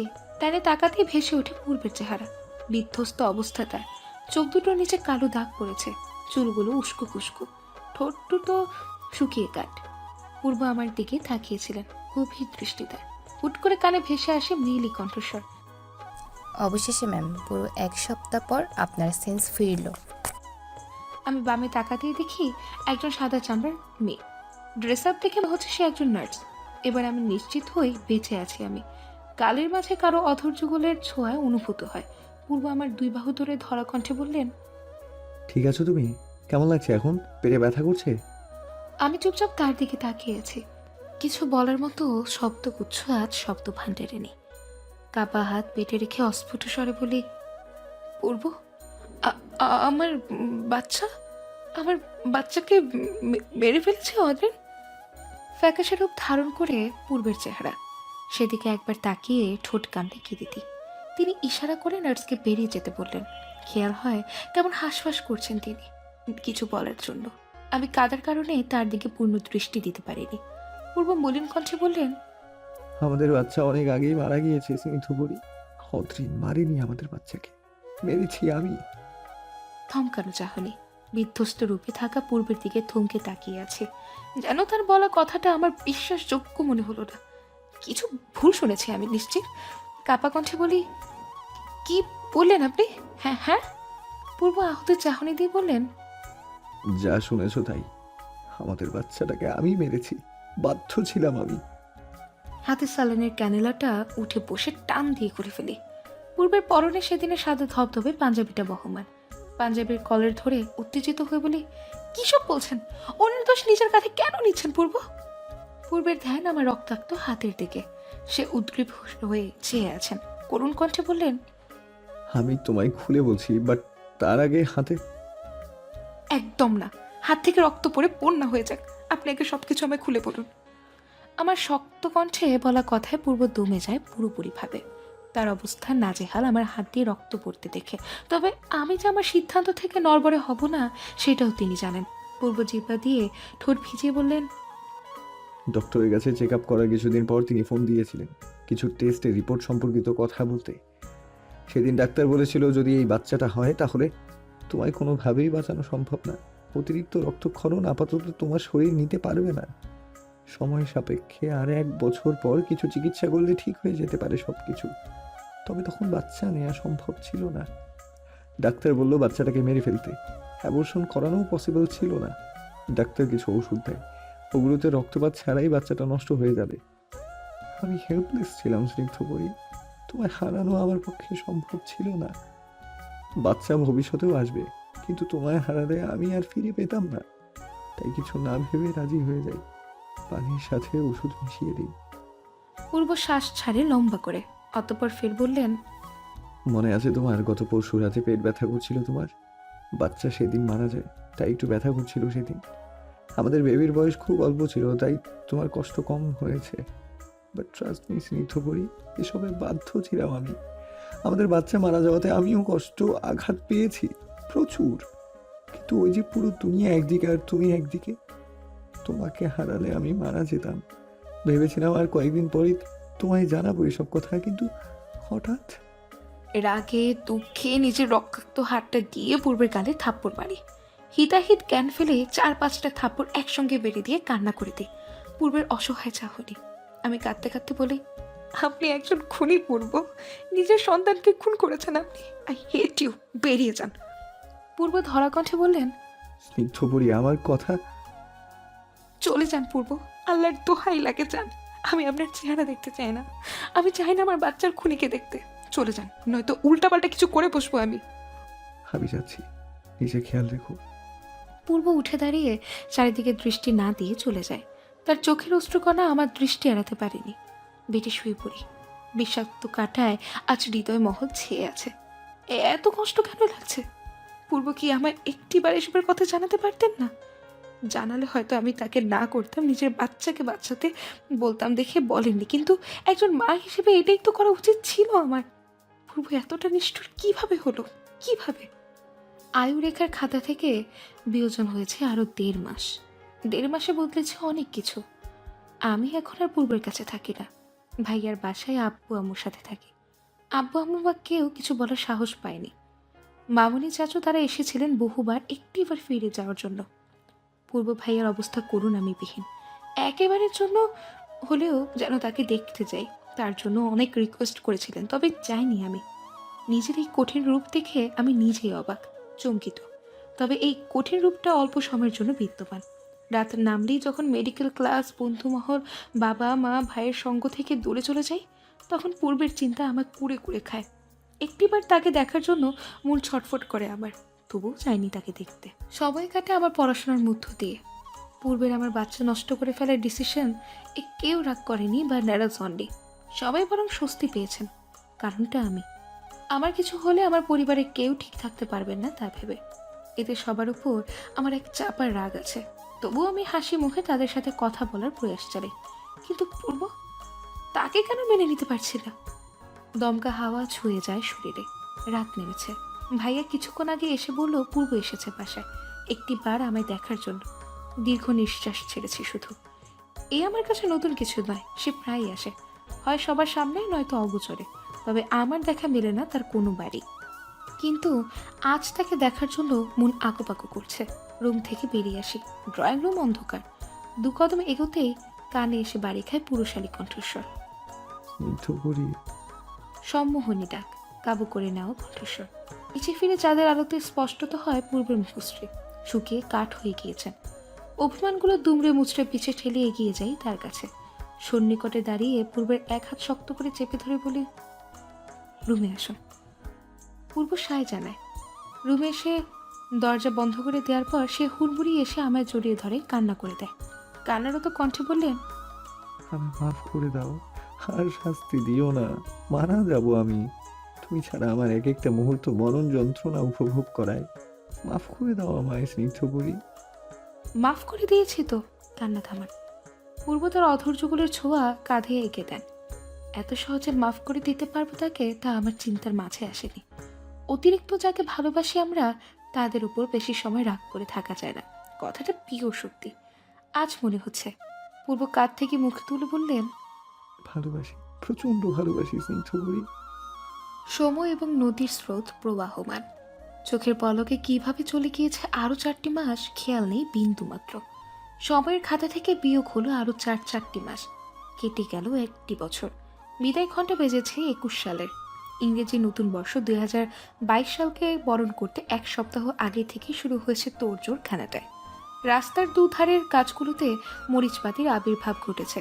পুরো টরন্টোকে নতুন করে সাজানোর জন্য উন্মাদনায় মেতে উঠেছে প্রত্যেক মানুষ।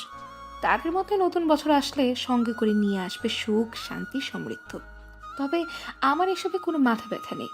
নতুন বছর 20 সাল যখন পার হয়েছে, 21 সালে পদাচরণা ঘটল, কিছুই নতুন ঘটেনি।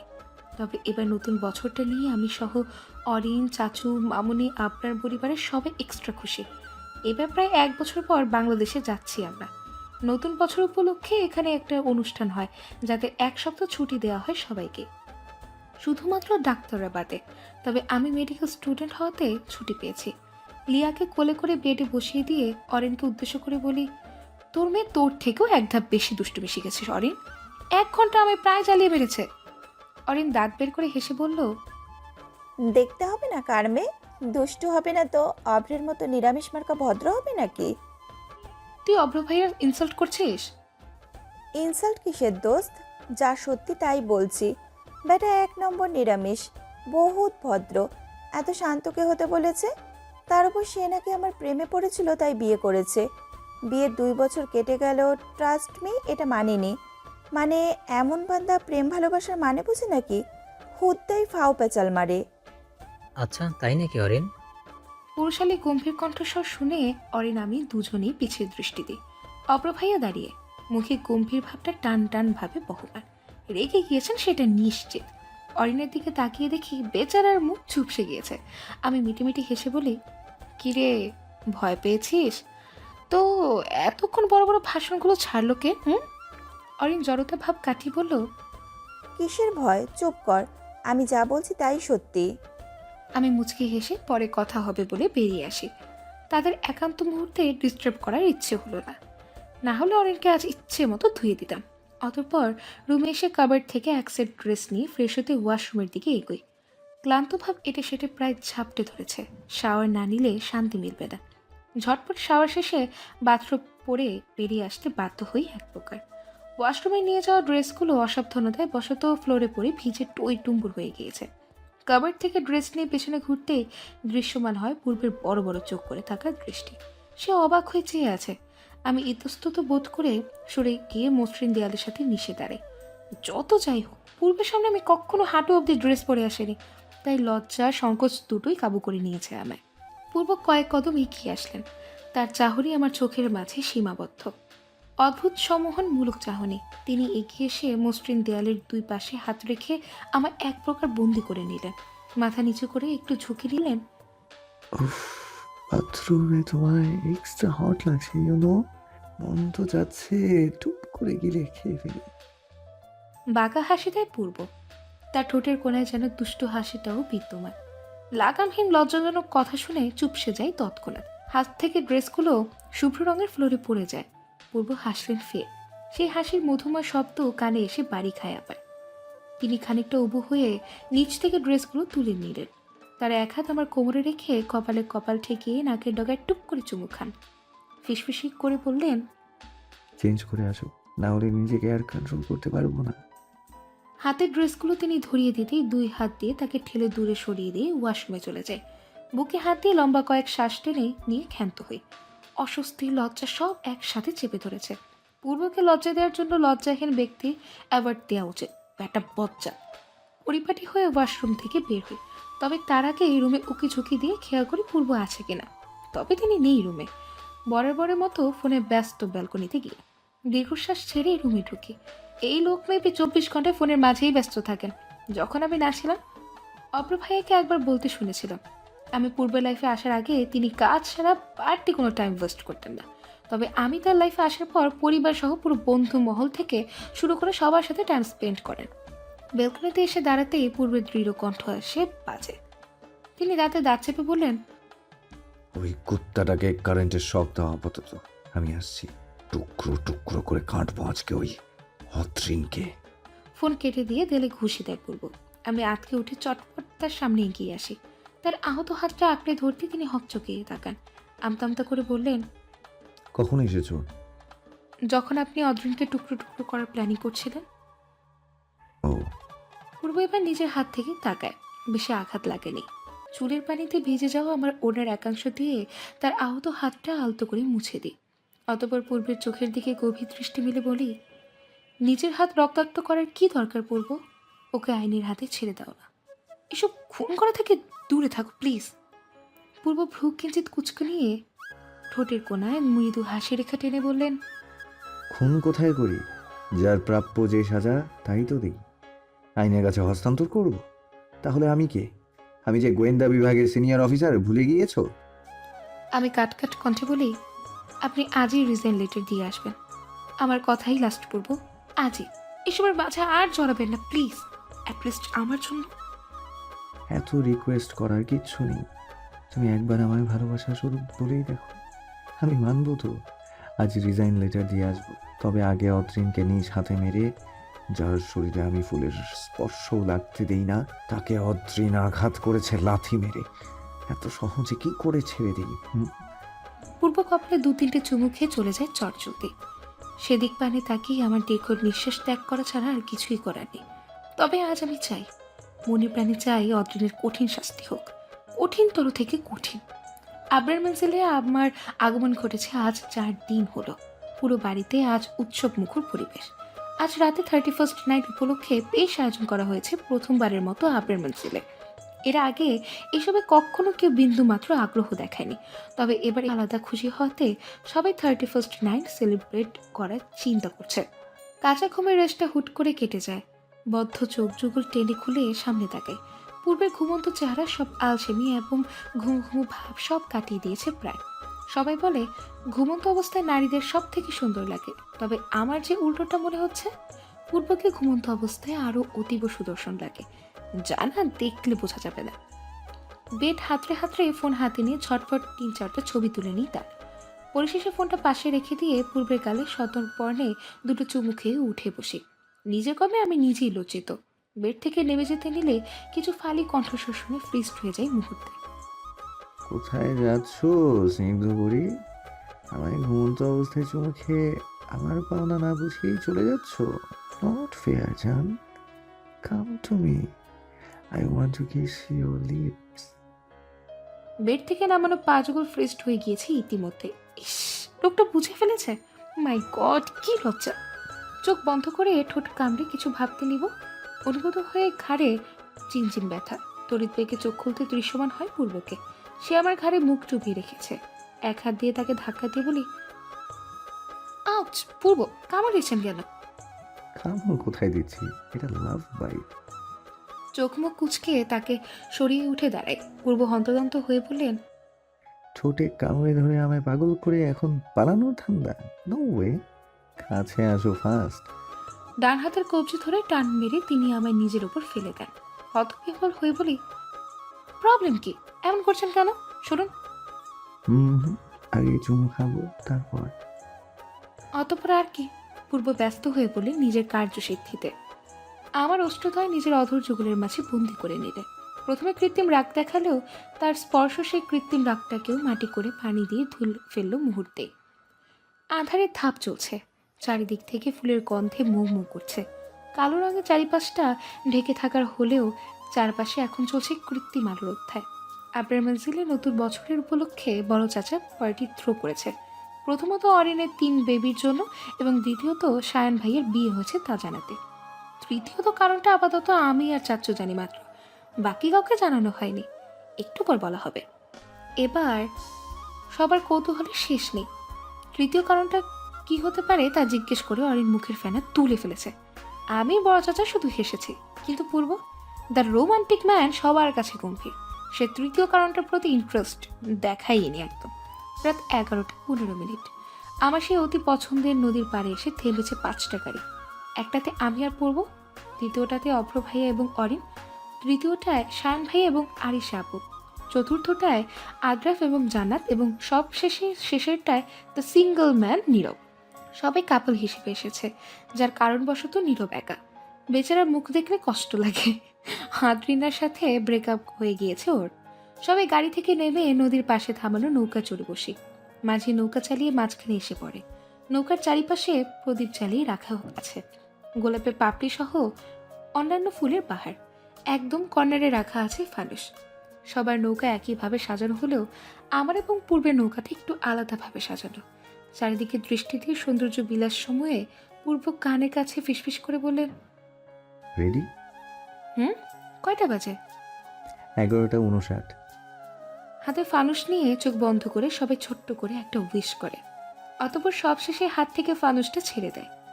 সশব্দে সবাই একসাথে বলে উঠল, হ্যাপি নিউ ইয়ার, ওয়েলকাম 2022। পূর্বসহ সবার দৃষ্টি আকাশে। আমি হঠাৎ পূর্বের এক হাত আমার পেটে আলতো করে রাখি। তার কানের কাছে নরম কণ্ঠে বলি, ফের আগমন ঘটেছে তার। আমাদের বাচ্চাটা আবার ফিরে আসছে আমাদের কাছে। পূর্ব স্তব্ধ দৃষ্টি পূর্বে, থমকে তাকিয়ে আছে তিনি। এই 1 বছরে চিকিৎসা করার পর সুস্থ আমি। এখন ভেবে নিলে কোনো রকম সমস্যা হবে না তা জানিয়ে দিয়েছেন ডক্টর। 3 দিন হলো জানতে পেরেছি আমার ভেতরে বেড়ে উঠছে আরেক অস্তিত্ব। পূর্ব হঠাৎ জড়িয়ে ধরে আমায়, ঘাড়ে নিজের মাথা রেখে বললেন, ভালোবাসি স্নিগ্ধ করি। যদি তুমি আমায় নিজের স্নিগ্ধ প্রেমের সম্মোহনে সম্মোহিত না করতে সেই সন্ধ্যায়, তাহলে হয়তো আমার জীবনটা আজ যতটা সুন্দর ততটা সুন্দর হতো না। আল্লাহ তাআলার কাছে অনেক শুকরিয়া, তিনি আমায় তোমাকে দিয়েছেন। ভালোবাসি। পূর্ব আমার জীবনের এক বিশাল প্রাপ্তি। একজন মানুষ নিজেকে ছাড়া অন্য কাউকে এতটা কিভাবে ভালোবাসতে পারে তা আমি পূর্বকে দেখে বুঝেছি, শিখেছি এবং বিশ্বাস করেছি। আমি চেষ্টা করি পূর্বকে তার মতো করে তার থেকেও বেশি ভালোবাসতে। তবে এটা হয়তো হবার নয়। পূর্বের মতো করে তাকে আদৌ ভালোবাসতে পারবো কিনা সন্দেহ। কত কিছু সহন করেও তিনি বিনা শর্তে অতি গভীরভাবে আমায় ভালোবাসেন। অহনের সাথে রিলেশনে ছিলাম এটা পূর্ব জানতেন 100% নিশ্চিত আমি। কিন্তু কেন আমায় তিনি কিছু বলেননি এ নিয়ে অনেকবার প্রশ্ন করেছি। পূর্ব প্রতিবার রহস্যময় হাসি দিয়ে বলেছেন, কিছু কথা না হয় গোপনই থাক। ব্যাস, আর জানা হয়নি কিছু। পূর্ব বলেননি, আমিও আর জানতে চাইনি। দরকার কি অযথা অধিক টেনে? পূর্বের বুকে মাথা রেখে চুপ হয়ে যায়। ধুকধুক শব্দ কানে প্রতিফলিত হচ্ছে।